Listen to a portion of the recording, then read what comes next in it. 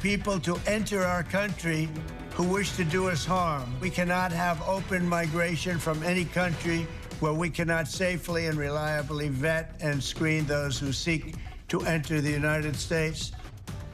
President Donald Trump is set to impose a travel ban on people from a dozen countries. He says it's because of a threat posed to the U.S. Good evening, I'm Keith Kate. And I'm Stacey Scheibel. Thank you for joining us. The new order blocks people from 12 nations and imposes restrictions on 7 more, including visitors from Cuba and Venezuela. News Channel 8's Jeff Patterson joins us. He's live in Tampa with how these restrictions will impact people here in the Bay Area. Jeff.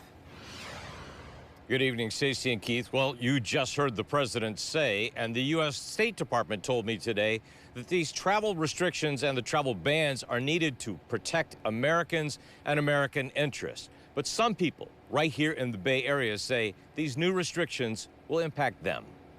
The new travel ban will impact travel from 12 nations, including Haiti, Afghanistan, Iran, and Yemen. This is an important step. It is a vital step to show that this government is being vigilant in protecting U.S. citizens from foreign terrorists, as well as from public safety threats and national security threats.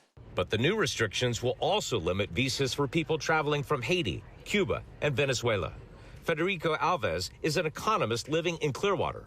Now he says the restrictions will impact his family. We are devastated because my daughter has literally dozens of cousins in Venezuela who want to come they come every year to visit her, to spend time in Orlando, in the parks. But Alves believes the restrictions are needed in some form because he says criminals from Venezuela and other nations were allowed to enter the U.S. I support the president on the fact that those people have to leave the country because they are criminals. But Tampa attorney Ralph Fernandez, who is a strong critic of the Trump administration and a person who has devoted his life to fighting for Cuban rights, is not confident the restrictions will help. There's no uniformity in enforcement in this administration.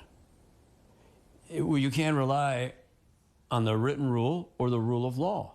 They'll let whoever they wish travel when they want them to travel.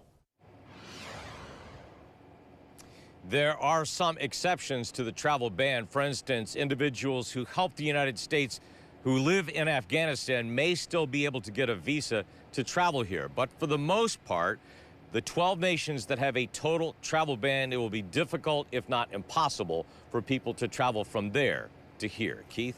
And you're talking about incoming when it's on this travel ban, Jeff. But what about U.S. citizens who want to travel to some of these restricted nations? Well, the U.S. State Department already has travel advisories to many of the nations on this total ban. But for the most part, if you are still allowed, if there is travel allowed from the United States to those countries and you're a U.S. citizen, you can still make that trip.